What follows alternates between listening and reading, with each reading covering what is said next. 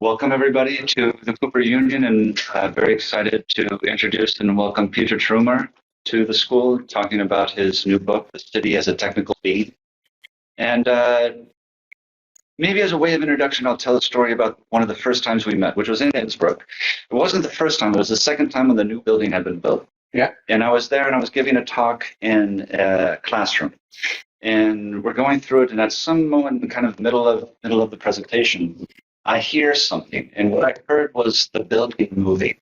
And as the screens on the outside of the building started to rotate, all of a sudden there was a kind of shaft of light that came in and hit the slide projector and hit the screen, and it was very disturbing. And I looked over at Peter. I said, "Peter, what can we do about this? Can we turn it back to how it was?" And he said, "No."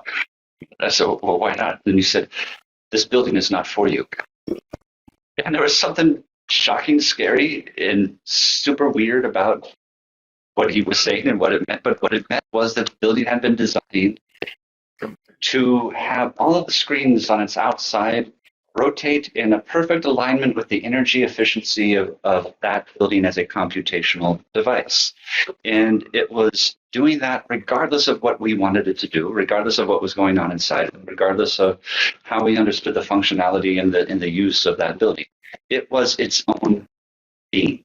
It was autonomous, and it was calculating, and it was sensing, was transforming itself in relationship to another set of parameters that had been put into place to make that building cost effective, energy effective, things that are crucial for us to think about in the ways in which our buildings are using energy. But it was just kind of startling to, at that moment, realize that it was doing it regardless of what was going on inside. And that started a whole number of conversations that we've been having over many years about architecture, the city as a device that is going through its own kinds of transformations and developments. And what does that mean for us who are the inhabitants of the city, and for us as architects involved in the design and the creation of buildings for the city? Peter Trummer is the Dean of the School of Architecture at the University of Innsbruck. He also teaches at SIRE. He's previously taught at the University of Pennsylvania, the State Schule in Frankfurt, and I believe started teaching, your first teaching was in the Berlage in the Netherlands. Yeah, and explain so looking forward to hearing your talk. Super excited that you're here, and welcome to the career. No, I mean, first of all, Michael, thank you for inviting me. And, since we are here at a Pioneer Group, and hopefully there are some people, I probably more want to address you perhaps as a student, because you might laugh. I present to you, I'm getting old, and I present you a book and you think like, oh, this is the sophistication of a lifetime. Actually, it's not.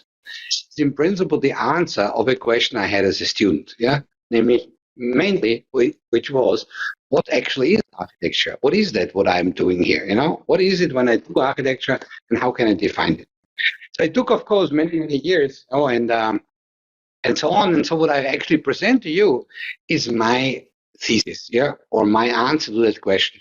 It took, I think, 35 years, why? Perhaps sometimes you don't know, is it the right moment when you write something, or sometimes it is not that it's the right time that you have the right idea.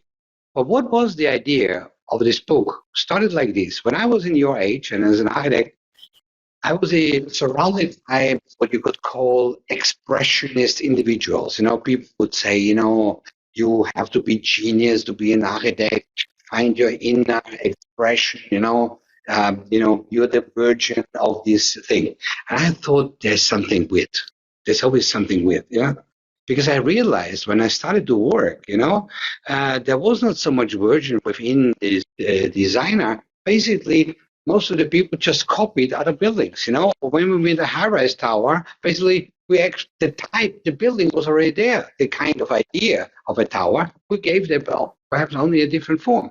So my question became, where does this new kind of architectural entity come from, And what is my participation in this, Now, at that time, I had no idea what the answer would be, But I realized one thing. I like things like this. I like that suddenly in this world, completely new kind of buildings emerged that haven't existed before. Yeah, like for example, the image of the cover, the village on a shopping mall. Now, the interesting thing is we don't know the architect of that thing. It might be irrelevant, but what we know is it somehow has been drawn, yeah, from the city. And so the only conclusion that I want to present to you is it's not so that I'm talking to you like a historian and says, yes, there are all these economies and all these things that drive them and make a high-rise tower. No, my argument was that I thought that what if that every building is actually a miniature city? Or what if there is no distinction between architecture and the city? What if every building converges from the quality of the city itself? Okay? And so this is a little bit will be my talk, and I show you, if you want, somehow a kind of how I came there. And for some of you, it might be a history lesson again, yeah. But I show you some interest. So when I was a student, I was confronted with buildings like this. I had no idea how should I read them. No, what is this? How does someone come to the idea to cut a building in the middle and make a kind of a space underneath? I had no idea what this building was. How does someone, make a kind of building where you can walk onto the roof and end up on the other side of the city? Or I didn't even understand the drawings of Zaha Hadid, because how would come someone to this idea to dissolve the project, and you can't even see where the building is, because it basically has totally converged with the landscape. And also, Mr. Eisman, I hardly understood, but for example, this is a project, in Frankfurt, and it was not clear to me why you would suddenly smash, a plan onto the ground. So as you can see, all these examples, they had a totally phenomenal to me, because I realized with the eyes of language that I thought that architecture is, I could not read and understand where they originate from. Yeah. And so here perhaps is a project that you all know, why would make someone a kind of a building that looks like a gigantic staircase, yeah, or look at this, like a ramp. And of course, I also discovered that in some of my history lessons, I was amazed, by making a building that actually looks like a glass house, yeah, or why would you have a kind of piled-up garden inside? But of course, some of the buildings were also in a certain way strange, because they had a form that you wouldn't understand as a conventional building. And so all of these kind of projects had this phenomena to me that I wanted to understand, where does the idea of these buildings come from? Why do they look the way they look, and what might be in the cause, yeah, for its origination, yeah?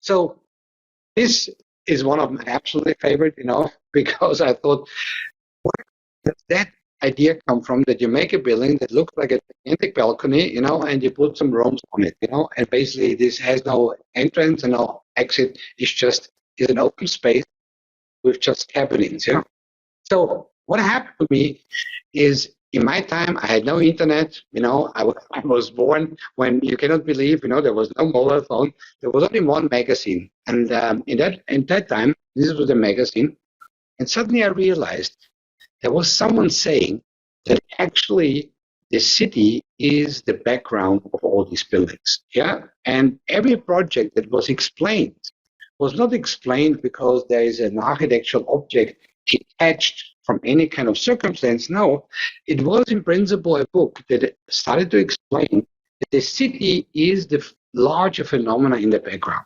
So I started to become engaged into a kind of books that you all know, and they are basically more or less, I think some of them might have realized that they all started to argue, yeah, that there is something which is called the architecture of the city, or the city as architecture, yeah? And all of these positions had something in common. They were trying to argue that behind the building that we see, they always wanted to believe that there's something deeper than this building, yeah? Meaning something that you might have to ask your teacher sometimes, say, why do you think, what's the real depth of the reason that you think these things have their form? And so at that time, I then asked my question, how can I organize this idea? And I discovered the following. I made this little diagram, I suddenly discovered that if we have architecture in the middle and we say that every architectural building has a form and it also has a use, yeah, then what we can see that there's something deeper, yeah, that we believed in that, or say, that is the creation of this. One of them, we all know, is material or matter. That people would think that everything what we can see that forms in front of us is a kind of a material kind of a circumstance, kind of a morphogenetic process that in matter lies the energy for all these formations. And then we will also see that others believe, no, there's something deeper, and that is the form, and deeper than form, there's a type. There's an original type which we originate. And others would say, no, it's the function. It's like the economy. And you will see what I have done is to try to now organize a little history into this diagram to then come to the idea that what if I write a book, what the object of the city, the qualities of the city itself, basically derive its architecture. So just to know, I'll give you an example. So for example, these are the books. So when you, for example, think about Rainer Benham, and he analyzed Los Angeles, what he really discovered, or what he really argued, was that it's actually this this ecology of the territory in the background, meaning the ecology of the plan of ID, the ecology of the beaches, the ecology of the highways, that all this ecology derive in principle in the making for new types of buildings. So here, for example, a completely new type of building that emerged the first time in Los Angeles, which is Victor Green's shopping mall. Yeah, where the funny thing is that suddenly there is this entity, yeah, that didn't exist before, yeah, and was argued by Rainer Benham that it derives out of this technological ecology in relationship to the territory.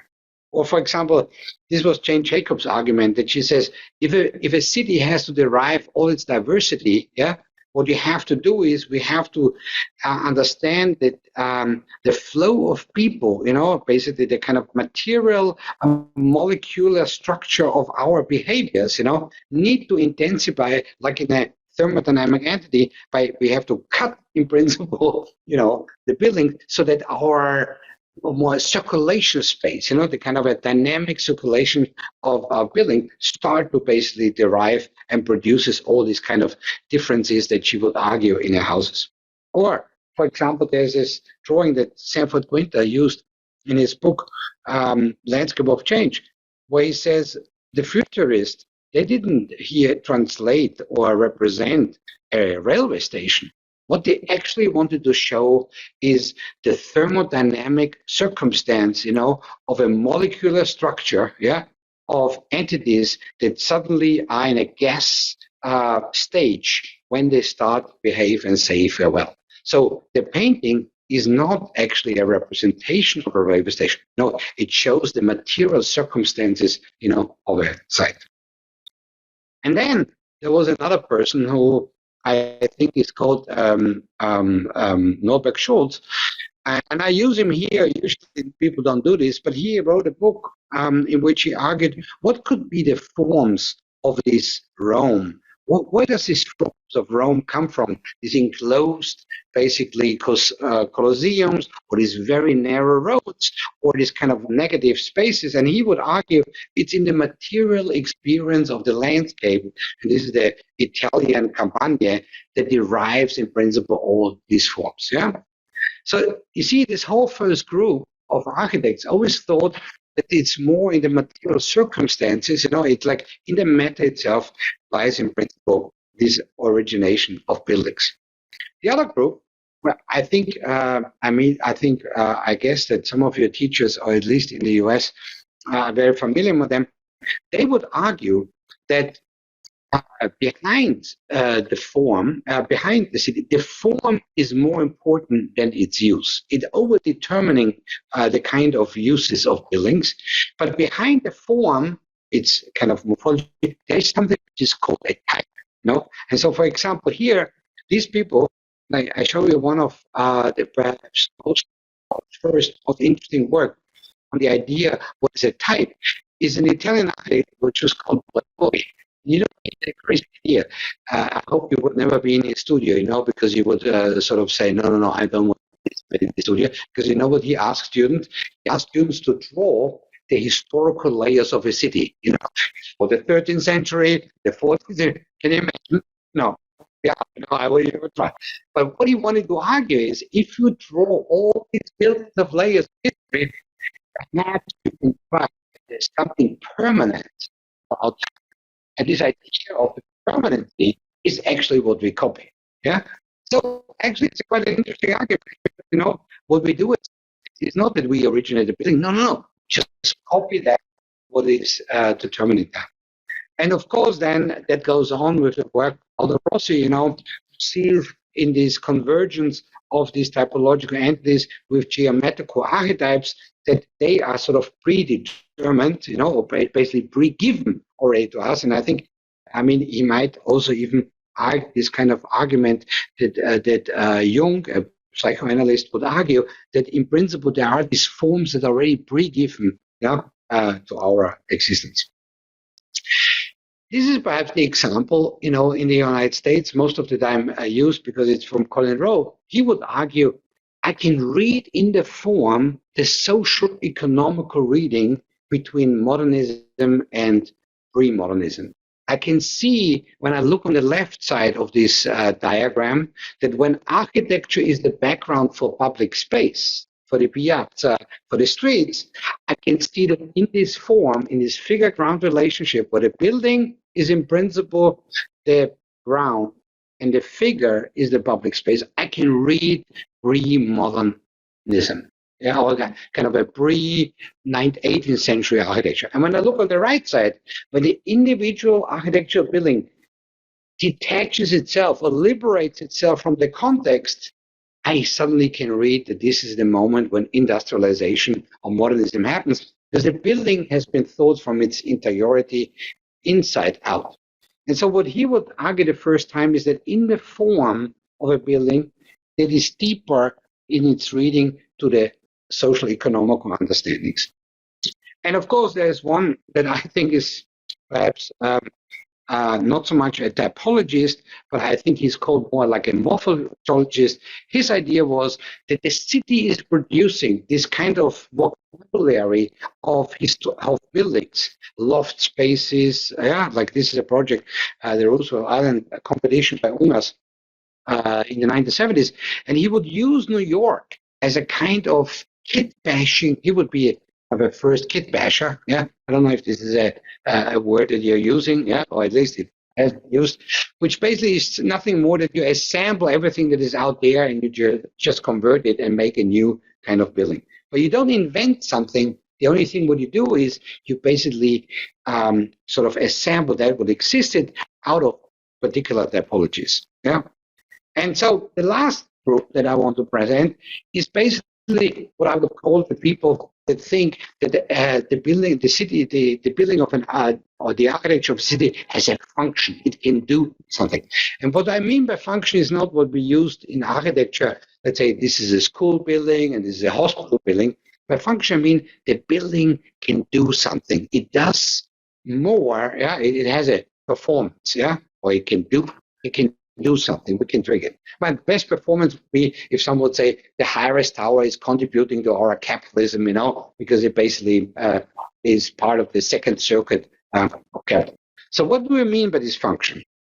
One, of course, I have to say it's still one of the nicest images that I thought that you can read architecture by Ventura Scott Brown, is the idea that a building functions as a mediated object. It basically functions as a communication device. I can read the building by either saying it's a duck, which means it only stands for itself, or it is actually a decorated shed, a box on which you touch a meaning onto it, and this meaning you can basically replace. And so what the idea of was that the building works as a sign, as an image, as a kind of exploration of a kind of semiological device that negotiates with the public of the city. The second one was French architect, actually Swiss architect, Bernard Tschumi, who believed that when modernism would say that form follows function, what if I introduce a different, let's say, behavior, or how can I enforce a different diagram into a building? And what if I start intervening an irrational subject? And I was a little bit weird. He invented the murder. He thought, if I throw the murder into my building, what if the murder arranges its behavior and I can trigger a new art? So he came to this idea that instead of doing a kind of a homogeneous boxes, what if I cut these boxes into pieces and I produce what he would then later on call an in-between space, a space that is not yet programmed, a space that doesn't belong, that is not planned, space that doesn't have already its own characters, a space that perhaps triggers, events that were unforeseen, and these are just little diagrams that he did for his Foley's project, in Parc de la Villette. But of course, the last one is one very interesting character, Mr. Remkolas, and he made a study on the Learys, New York, in Manhattan, and he said, "Look, what a fantastic plan, Manhattan! Who would have thought that if you put down the grid of Manhattan, you would get this gigantic emergence of completely weird kind of programs, like, for example, the 9th floor on the downtown Athletic Club, where someone naked with boxing gloves is eating oysters and watching down to the city. We have not even programmed that. It's the city rationalities producing the weirdest forms of irrational programs. So what he suddenly realized is, what if I use basically the city as a device to produce events that didn't exist before? And so later on, he turned it into this pedagogy to conflict things that usually don't belong together in order, so for example, here, the Parc de la Villette project, where he pushed programs next to each other to sort of conflict them in order for hoping that new kind of things emerge. And his idea was that the city works as a bachelor machine. It produces a new kind of species, that is different to the species from the countryside. So anyhow, having introduced that, so suddenly I realized, there is a gap, there is a void down there. And that void would say, what if I consider actually not the city as the background of a building? What if the city object itself has all the qualities, of the unforeseen history of all kind of weird architectural entities?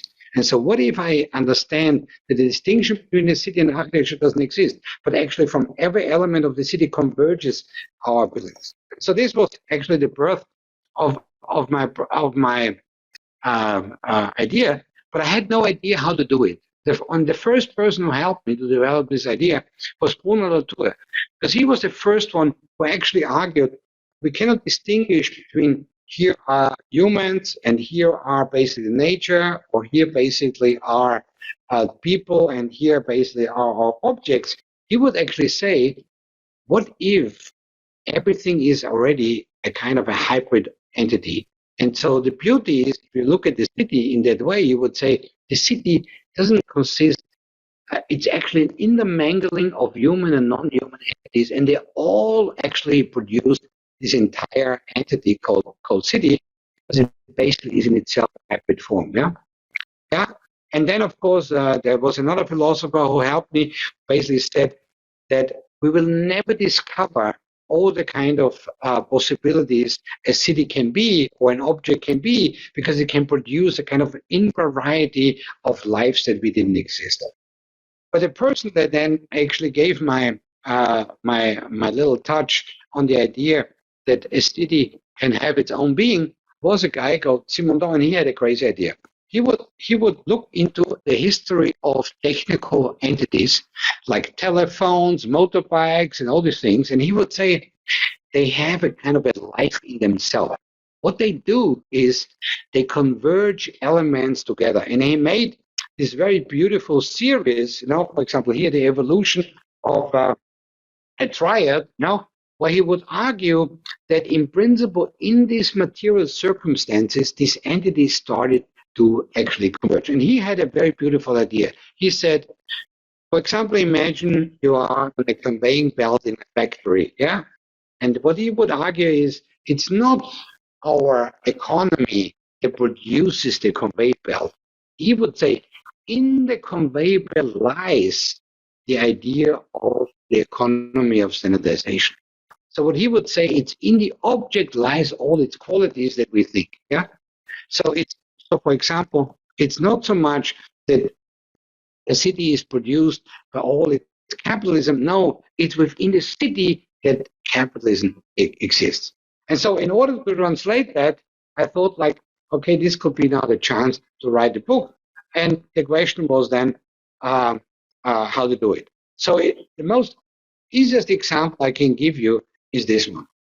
If you think about what are these buildings, then a typologist would say, no, the high-rise tower is actually nothing else as an original type in the Renaissance, a profound building that in principle is like three-folded. And a functionalist would say, no, the high-rise tower is the outcome of a kind of economical form of capitalism in which you need enormous amount of real estate. Yeah. And the materialist would say, no, it's a kind of technical invention of steel, because without a certain kind of steel thing, you cannot produce. And for me, actually, it's this. It's nothing else as to say a high-rise tower is just the agglomeration of already urban fabrics, like, for example, the stacking of individual plots, above each other. So what I'm showing with this image, what I want to show is that the high-rise tower is not explained by any kind of other entities. It actually is nothing else as the existing urban elements, like the street, like a piece of land, a house, suddenly converge within the qualities of the tower. Yeah. And this is in principle my thesis. But the problem was, how can I start to show you where these things happen? And so I found a beautiful plan where I thought I could show as a kind of very beginning where this idea could originate, that if you start with a thing like a little village, that you can see step by step how its architecture evolves. And this is a kind of homestead monsoon village plan that I found in an old plan by Leonardo Benevolo, which was always fascinating me when I was a student, but I had no idea how to read it. So I show you some examples that are in this plan, and perhaps it shows the idea. So for example, if we would start in the beginning and would say the beginning is not architecture, but the beginning is basically the boundary of a city which distinguishes between inside and outside, then we can say it has two things. It has a wall and it has a territory, yeah, and it produces in principle that space. But if we copy the wall, we get a house. And if we copy the territory, we get a real estate, we get a piece of land. But if we then copy the house, and you can see it here on the left on the diagram, actually we get a duplex house. There is a very nice drawing that when two of these circular rooms come together, suddenly they have made then kind of really funny a door, and then it becomes a kind of a house in a row. The next thing is interesting, and these are the lower diagrams. If a piece of land slowly converges with the architectural element, what you get suddenly is actually what we call today a real estate, yeah, a house with a piece of land. But my most favorite is this, is basically if we think about the city wall and we move basically, or we converge the room into the city wall, what we get in the end is an urban block, yeah, on the right side, which in principle you could say is what we know a courtyard house or a house that is surrounded. The last example is if we connect a territory to the doors, what we actually get is a street, yeah. And if we get the street and we move then the pieces of land, we suddenly get an urban fabric. So what I realized, or what I wanted to show with this diagram, is that if we start with the city, we could argue that there is what you could call a speculative process, yeah, of how a city converges its element to produce all these architectural forms. And so what I have done now in this book, and this is in principle the second part, I basically then started to argue, what if I show you this kind of speculative processes? What if I start to argue that every building that I was fascinated as a student is nothing else as the participation in this conversion of urban elements? And the reason why I wanted to show you is to say that what we do as architects is perhaps not to invent new buildings. We actually participate in this kind of procedure to converge these elements, in order to make new types of buildings. So here's a little story, or kind of a speculative way of doing this. Just to know, for someone who is interested in, I was very much influenced by a book that is called George Kubler, The Space of Time. Yeah, and the interesting thing of this book was he needed to understand why are all the artworks looking the way they look. And it was a study about ancient Mexican artwork. But the interesting thing was he had no archive.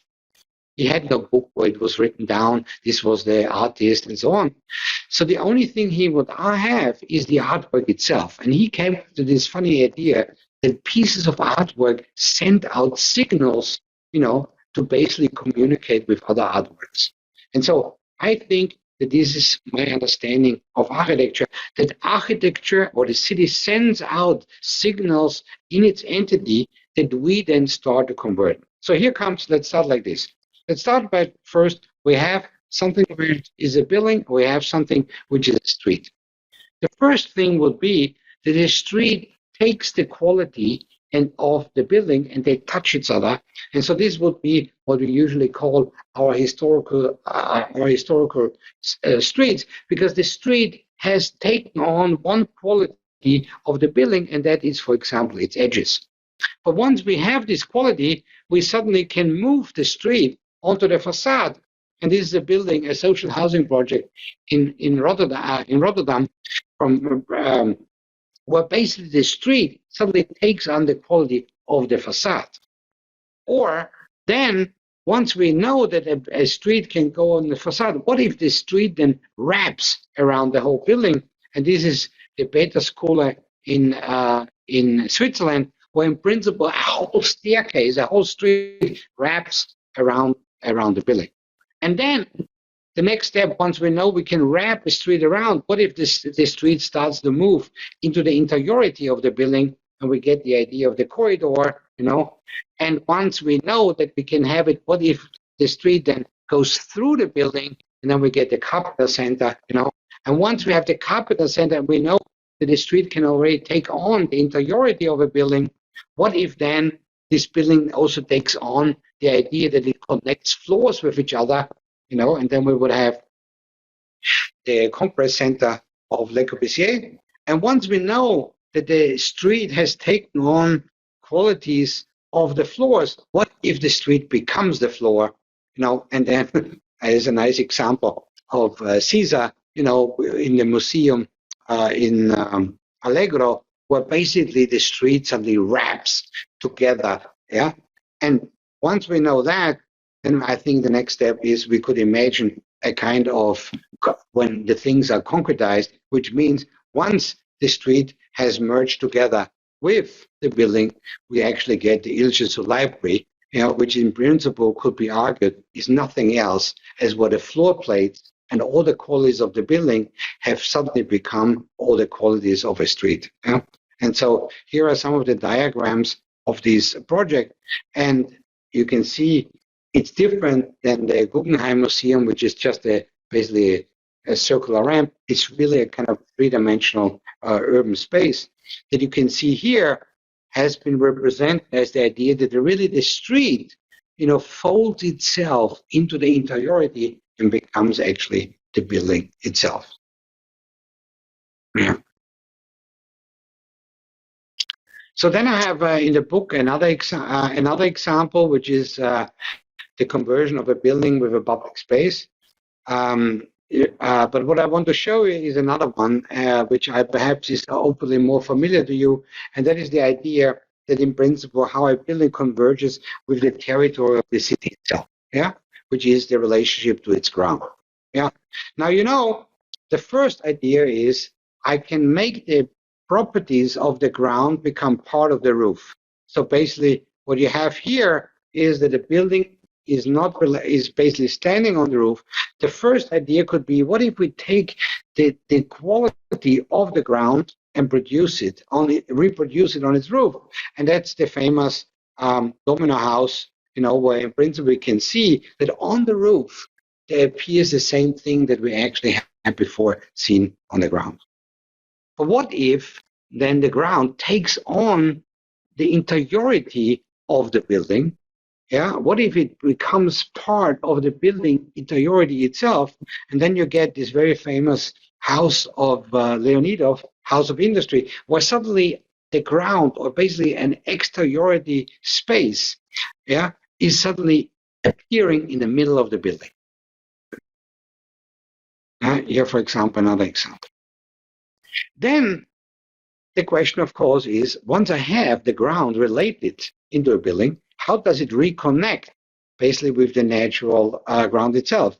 And here is this famous Casa Lebarte, where in principle, I think from a Godard movie, if you want, please look at the Godard movie.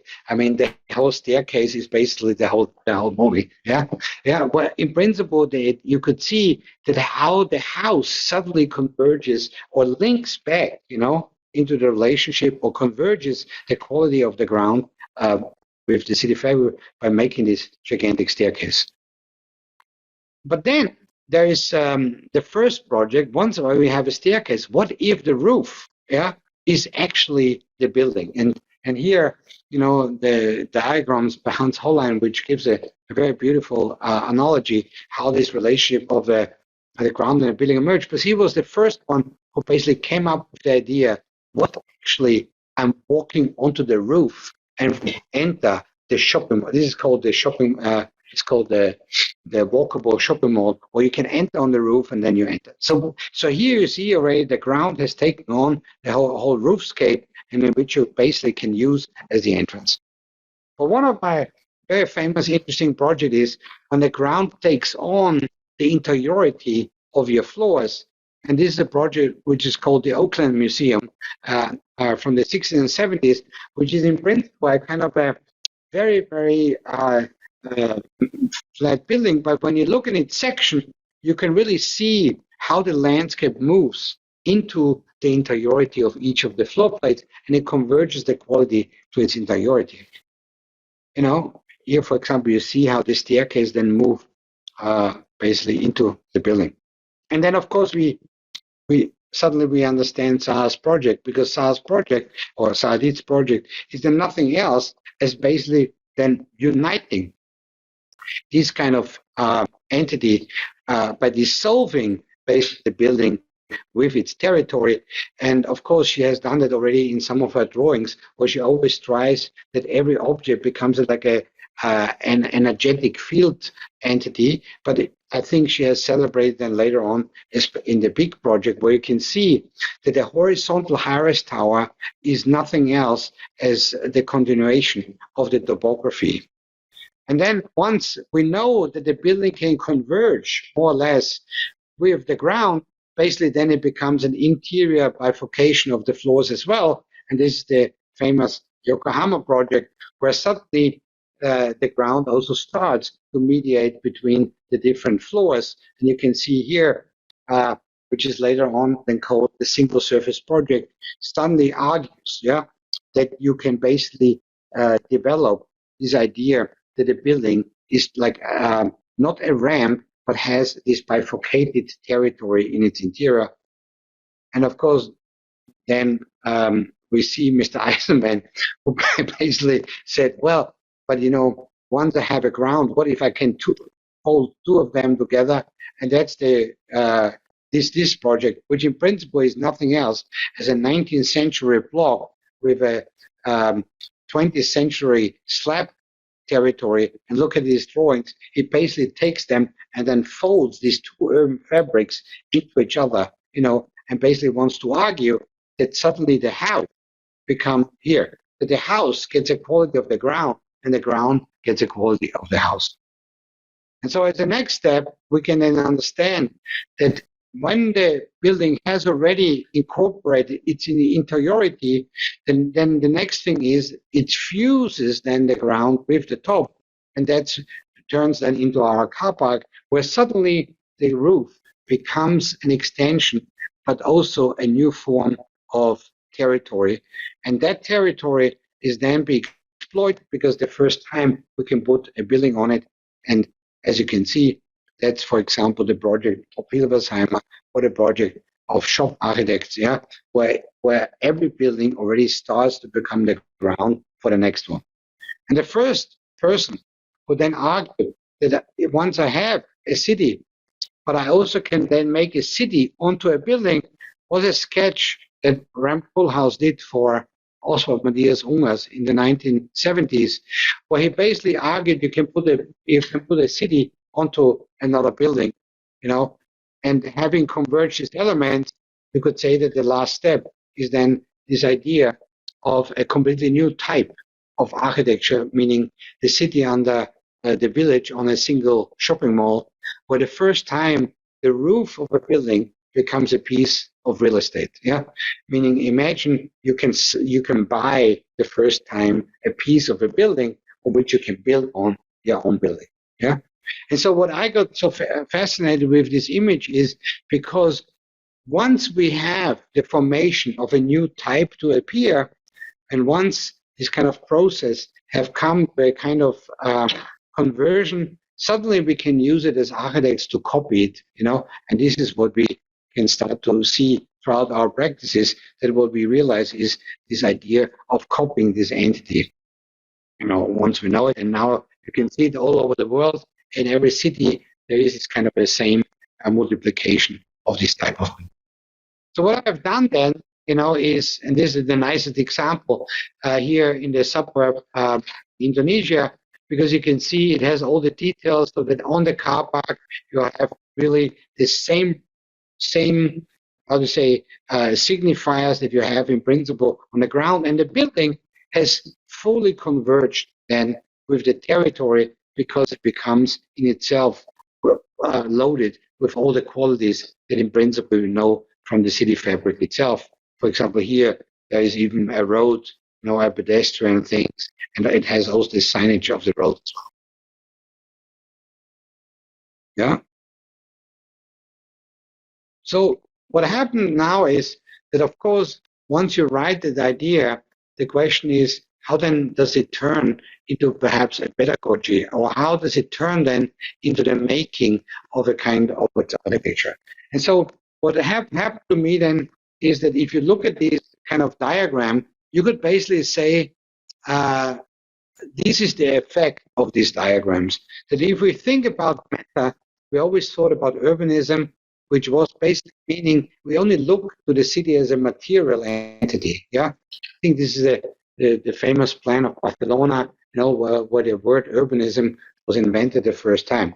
And if we look at type, or if we think about form as important, and I think this belongs to the territory of urban design.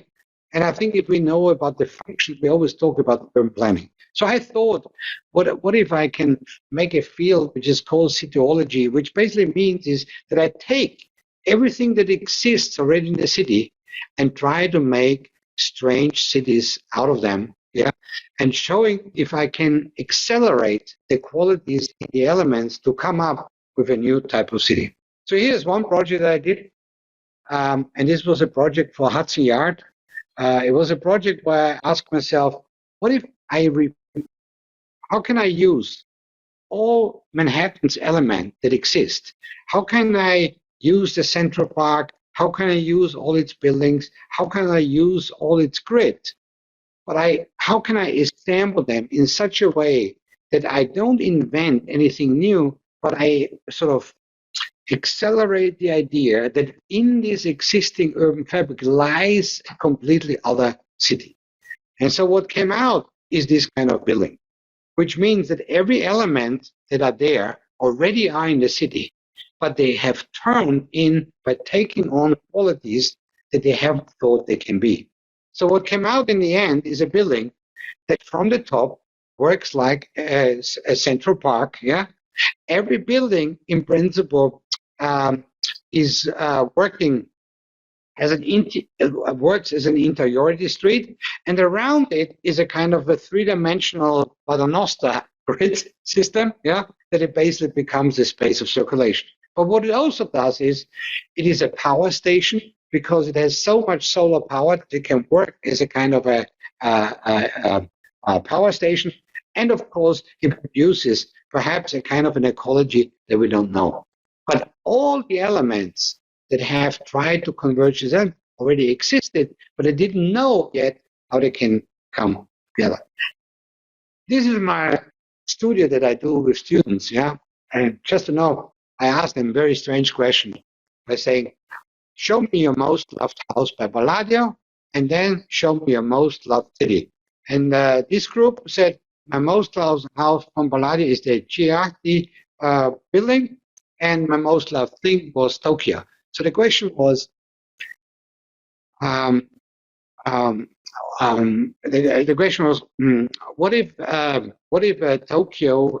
How much Tokyo is within the house? Yeah, and so what they did is that they converged basically all the elements of Tokyo into the house of the Shirakati, and what you can see is not a mass; it's basically converting every element of the house with an element of the urban fabric and produce a kind of a city as a single house, or as Alberti once said, the city is nothing more as a large house, yeah, and a large house is like a big city.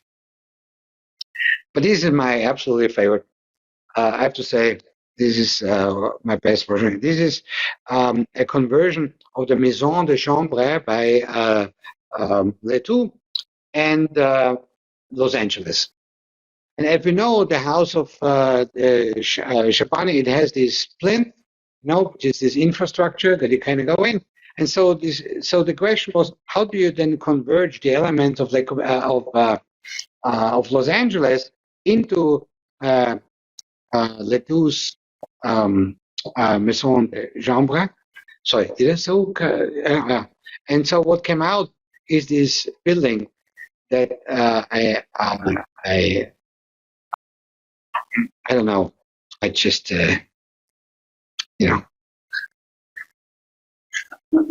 aesthetically, I feel an aesthetic sensation. I cannot explain it. It has something of a.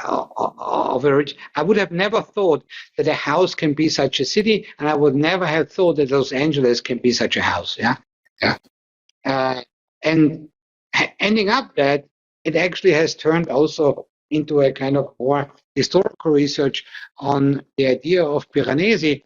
And as you know, and I'm sure you have some of your faculty here that things like Piranesi is this historical plan where I have to put my ideas in. And then I thought, what if there's a Piranesi that is produced by all that what Piranesi has produced in itself, So what if I confront Piranesi with all his plans of Piranesi, and then what came out is this mass. And what I have developed there in the first time was this idea, which is called an object plan, and which was the idea that what if I look a plan through another plan and not through another offer? So what if I take the Campo Marzio and look it through the commissioner plan of 18th century New York?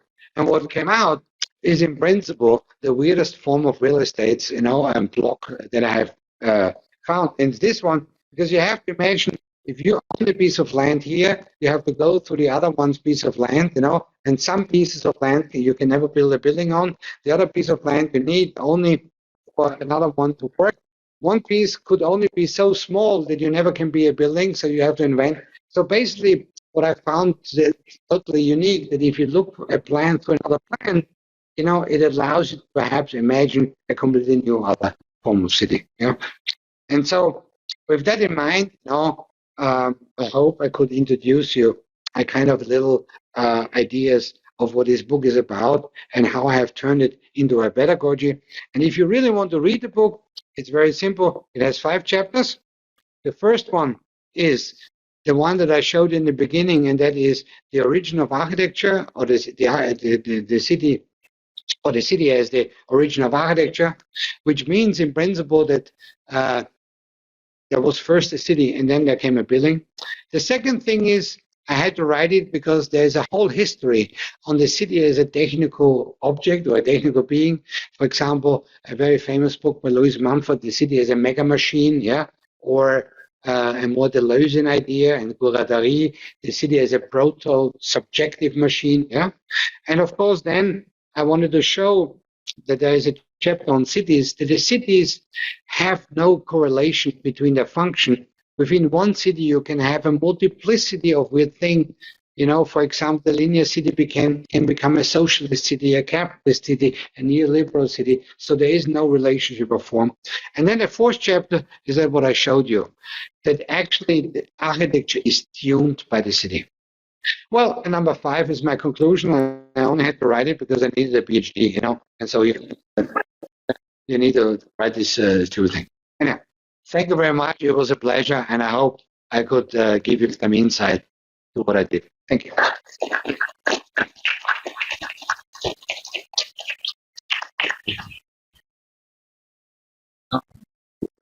Thank you, Peter. Fascinating. So maybe a little discussion, maybe some questions. Whatever you like, you can use me for anything you want. Yeah. Okay, so maybe I'll start off with something, and I guess maybe for the first time you showed me some of these things that you had been making with both as part of your practice and also as part of the pedagogy.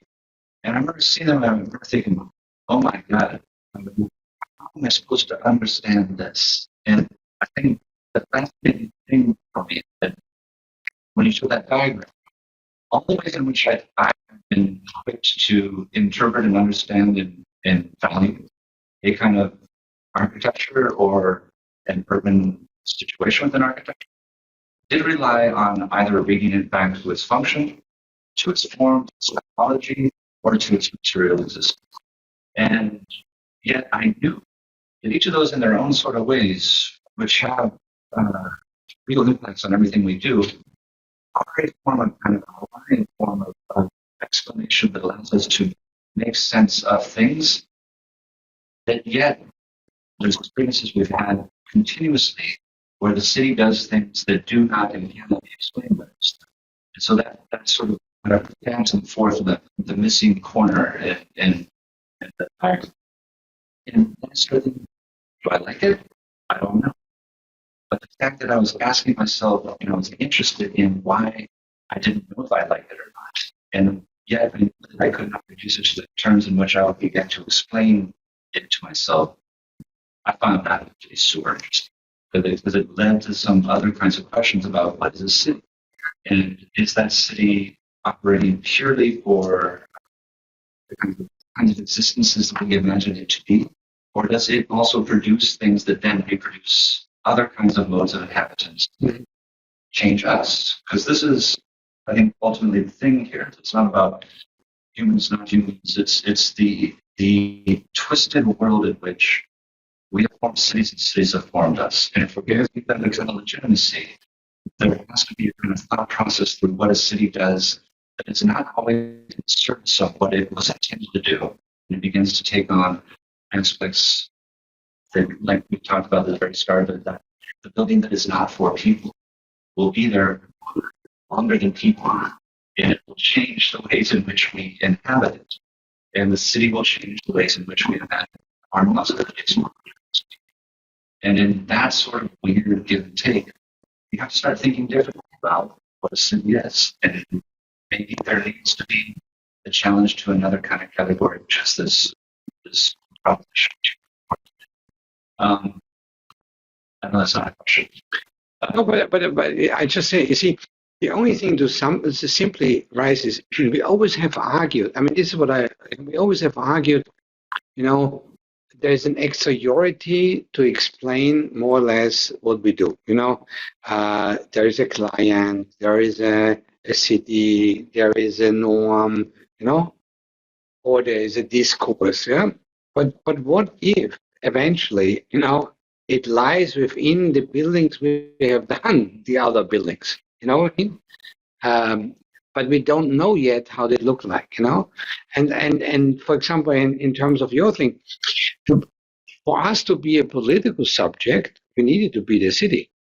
So we are not a political subject without the city. So within the city, it also has created, a different subject in us. Yeah. Then if you think about the whole work on Foucault, yeah, which basically argues that within the city lies suddenly us as a biopolitical entity, not anymore as a political thing. It basically we become biopolitical. Yeah. And for example, Serdar would say, no, you are not biopolitical. Yes, you are just a statistic data. You are just, so the city has produced us as a pure statistic thing. So the beauty that I have learned is what if I turn the question around? And the question around is, it's not an exteriority, it's within the interiority of the city itself that gives the right information of this. Yeah?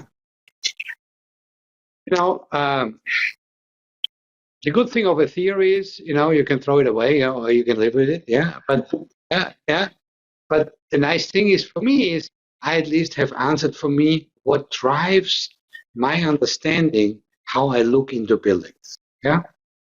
And that opened for me the eyes that I see things, or I'm conscious about how I'm going to see things. Yeah. Yeah. Yeah, please. I very much like the way that you tell the story, and I think that the diagrams have this really, it's just there's a clarity to them. And I'm really convinced by the story by the time the streets inside, and it's a big little, the scale of architecture's evolution. And even the way you're describing it now is that this is a way of understanding the formation of architecture. In other words, the process of being, And but then I'm very curious about your title, the city as a technical being, because in many ways that narrative that you're telling, to me, they're not my association. Okay. Technical. Yeah. In fact, and my second question is not just about technical, but also actually the city, because in many ways it's certainly urban because you were talking about the relationship between the street and the building, but in many ways, you ultimately still are arriving at the building and saying that the building has urban qualities, but the projects that you showed, your studio, those still are very much founded by the idea of parcel, and it very much feels like it in itself is not necessarily contaminating the rest of the urban form around it. So it still seems bound to a question about building form rather than urban form. So the city is in the building, but the building is not necessarily impacting the city or the form of the city. So it's almost like in my head, but just based on this topic, I'm thinking that it's more like the building as an urban object rather than the city as a technical something. But it's not very. No, I think it's a really first of all, thank you for giving me a feedback. Because it's also nice to see if the thing works. You see,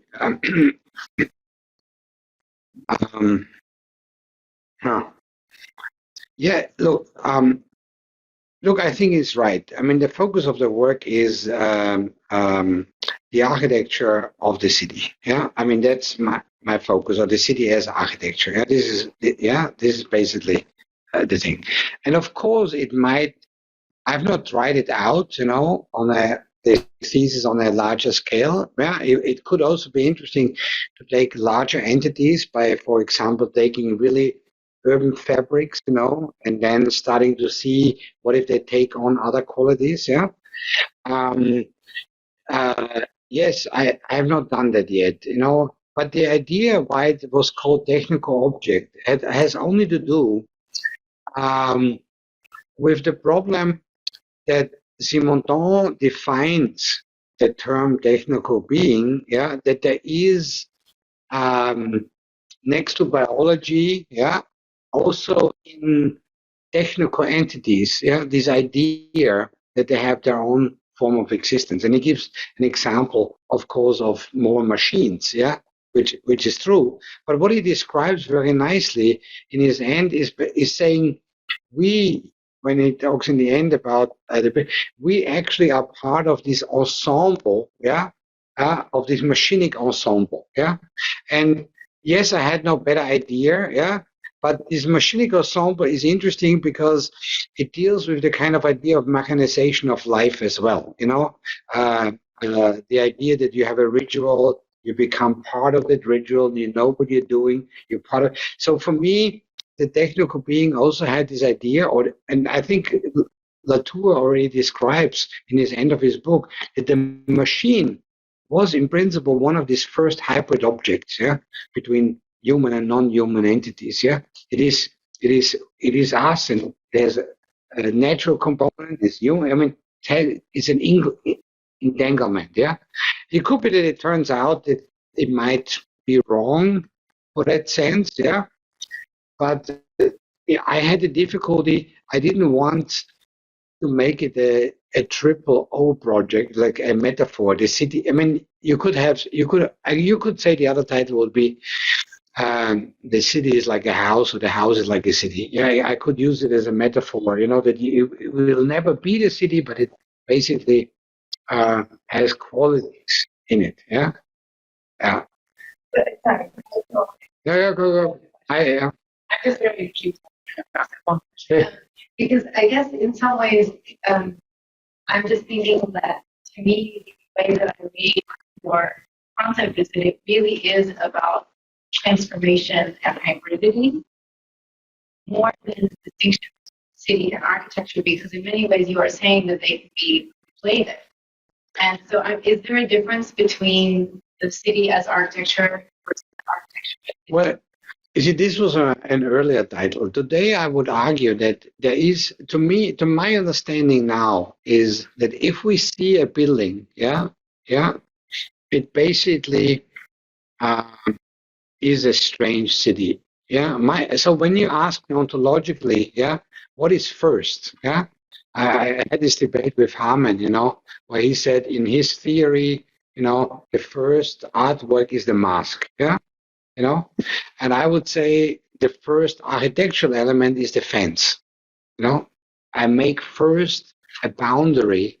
That's in my thesis first architectural act.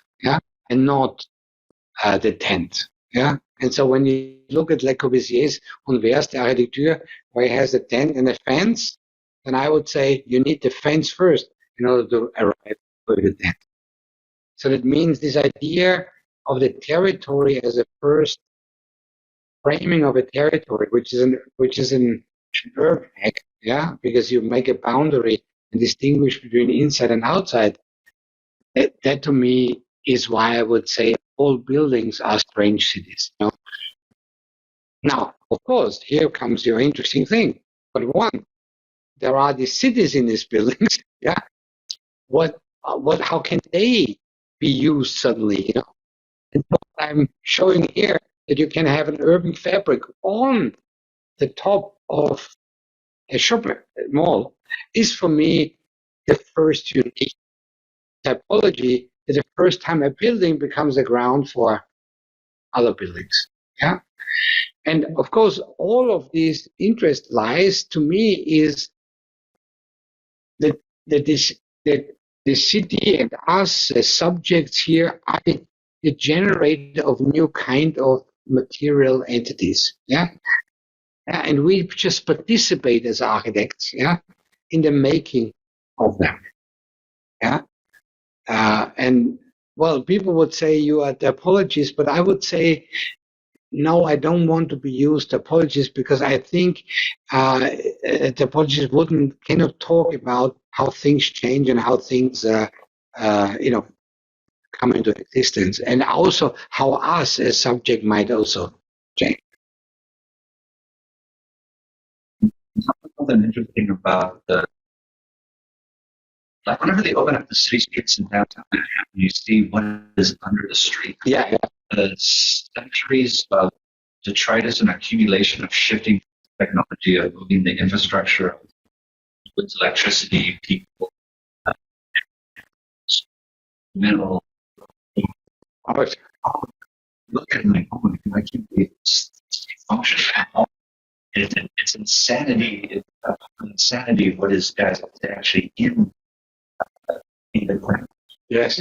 Yes. And then also, it's that thickness comes into buildings. Yes. I think one of the things that I see your thesis as trying to get over is the sharp divide between this infrastructure and superstructure. Yes.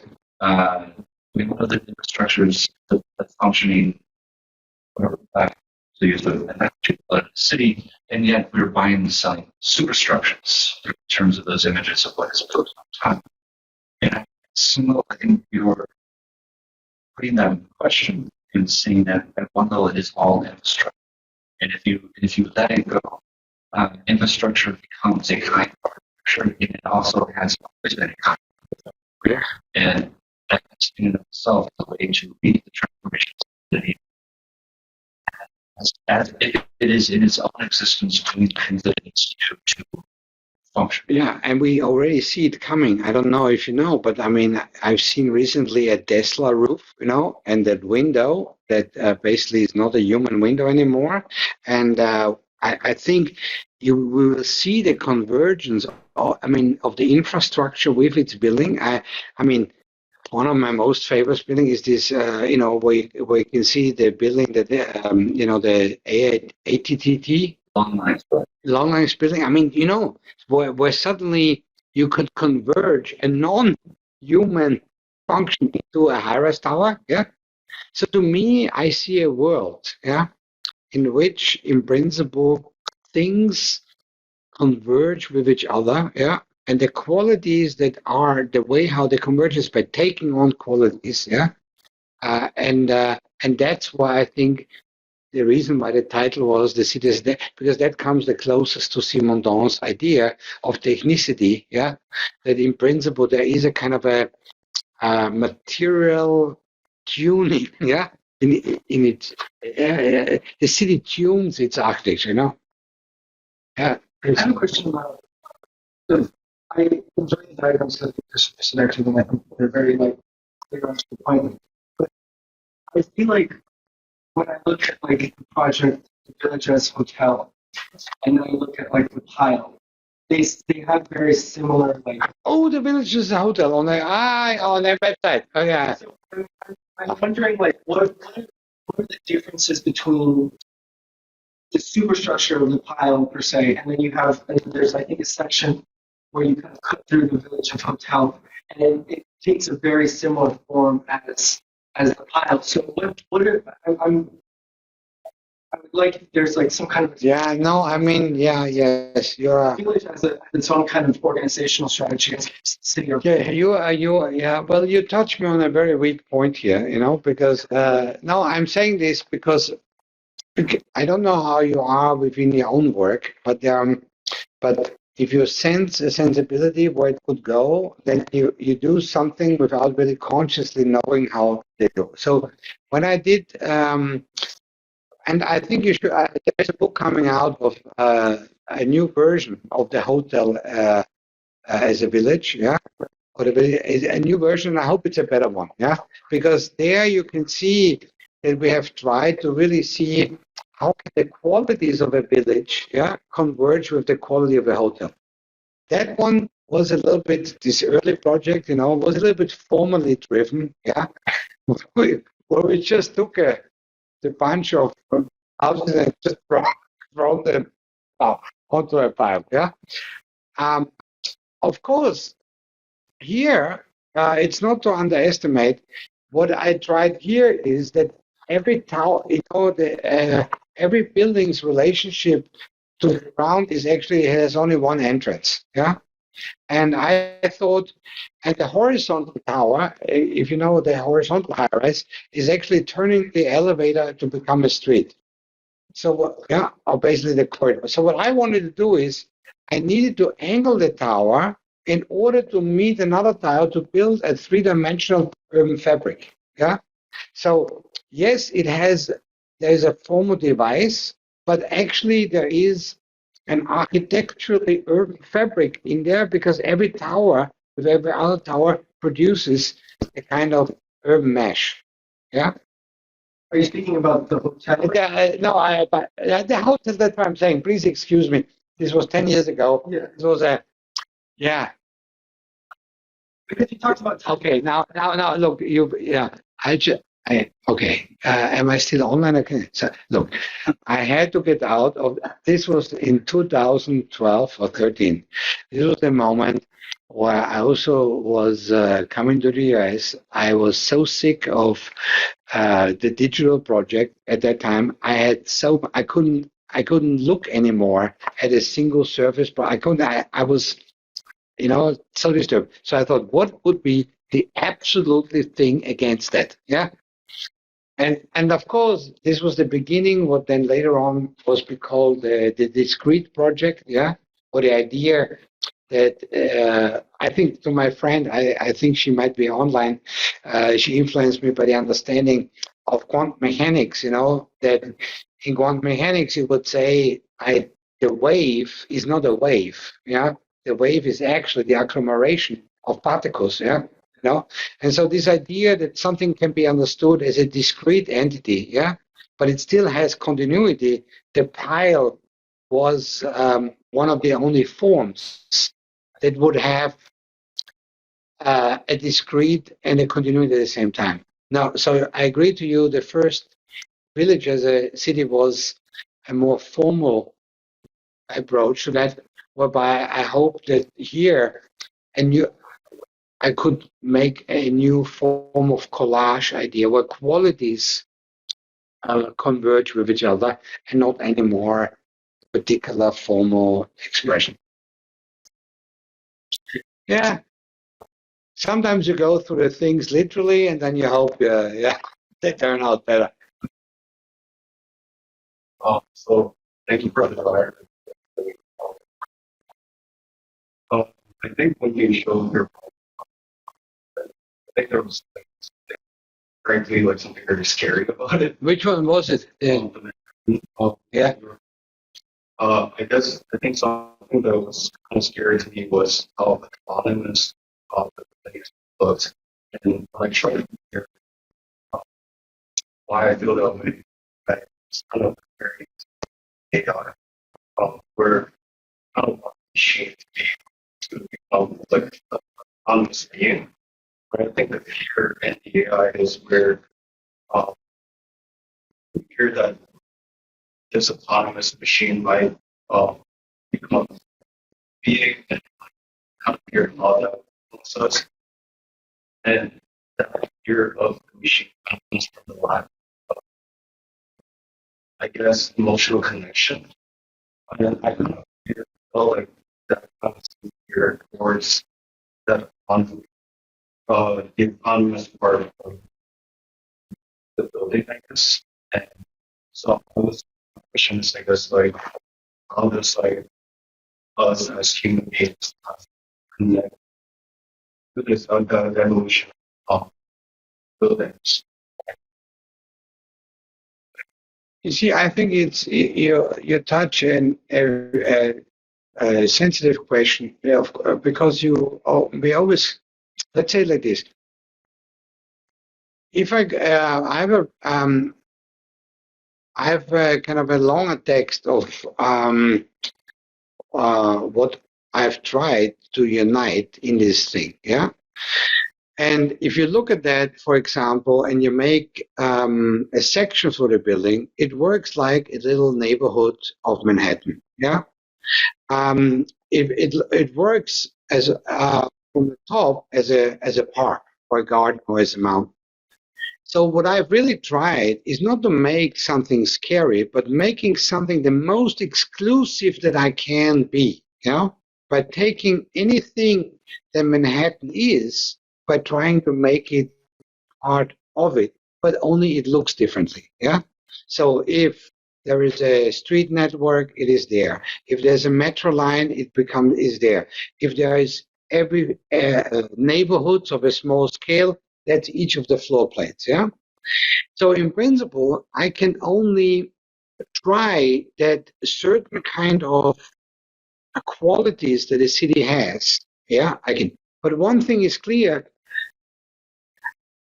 It also has to do, and you are right, Manhattan was the first thesis, yeah, of an interior city, a city inside of a building.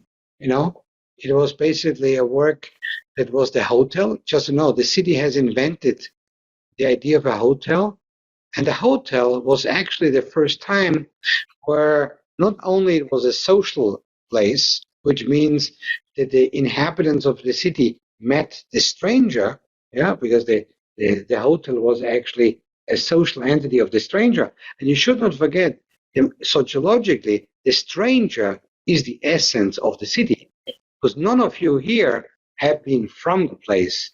All of you are a stranger to the place. So the city is actually the production of the inhabitation of strangers. Yeah. And so what I'm saying is that if you have this collision between the hotel then functions as a miniature city. Yeah. And so even when we think this thing looks autonomous, they are actually every building is in principle an autonomous world. Yeah. Now I'm not going. I cannot justify what the thing is. I'm just saying I don't think I have done something that is already strange to that what we are now doing. Yeah. It just might look different. Yeah. But it inherits all the quality that the city is. And one thing I hope that a building is not autonomous is because perhaps my only justification to your answer is the only reason why I really like the city because it's a common object to all of us. It's not an individual house. So why I think I'm interested in the city? Because of a political reason, because it's a common space. It's common. It's an us. You know, it's a we entity and not a single entity. And so that the city is a place of struggle, that the city is not polite, that the city is a strange place, I totally agree, but it's our place. Yeah. So that's my only hope that I can give you, that the reason why I engage in the city as the prime object to our architecture is because it's a collective memory. It's us.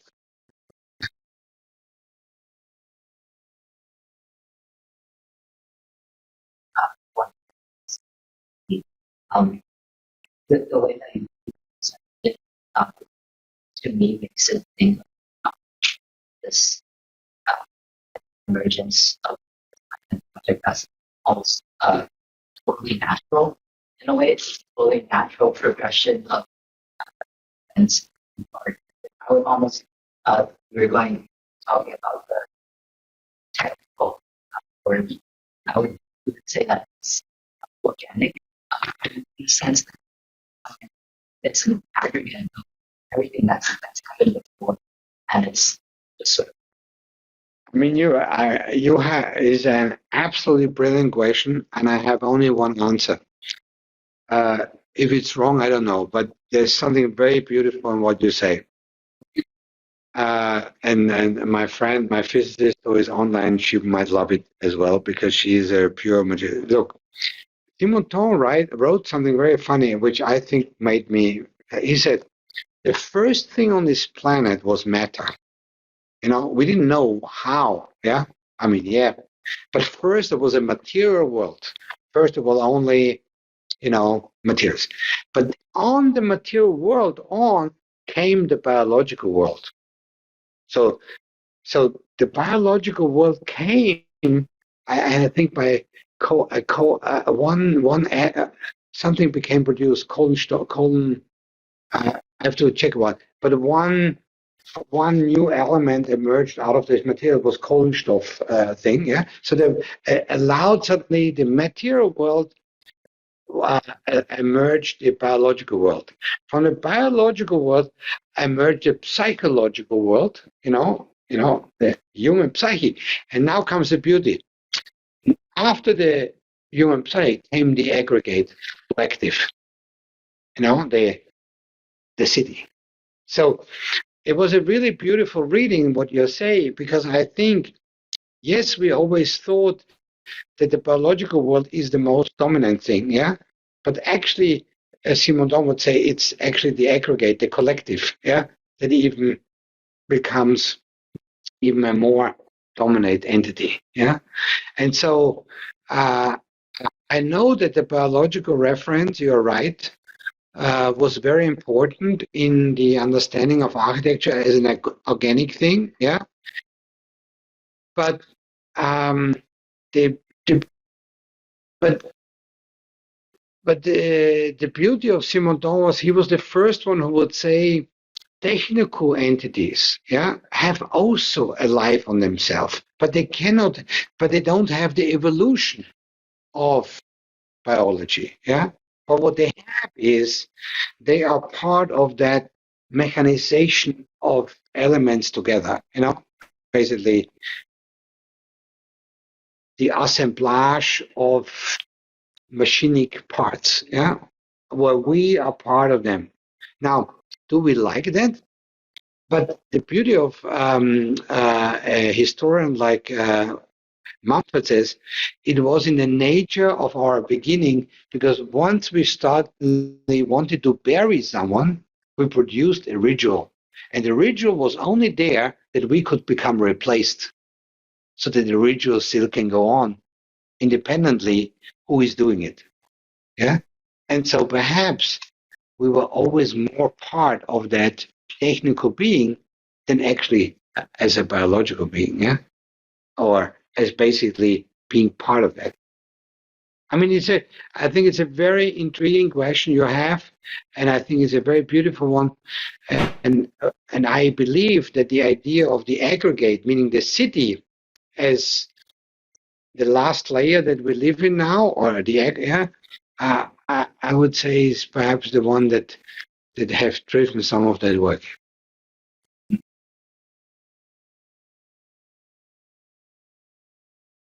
But I have to say, thank you for your amazing questions. And you know why I'm actually happy to be here? I hope you can do it as well. Once you can present something and you question me if that makes any sense, it makes me think about, how I can do my next step. And hopefully you come to me next time with your, and in the moment that we have a conversation, I think it is the only social project architecture can produce, basically that it allows us to talk with each other, even when we don't know sometimes if it really makes sense or not. So that's why I'm saying thank you for all your questions, and I learned a lot, here. Thank you. Thank you.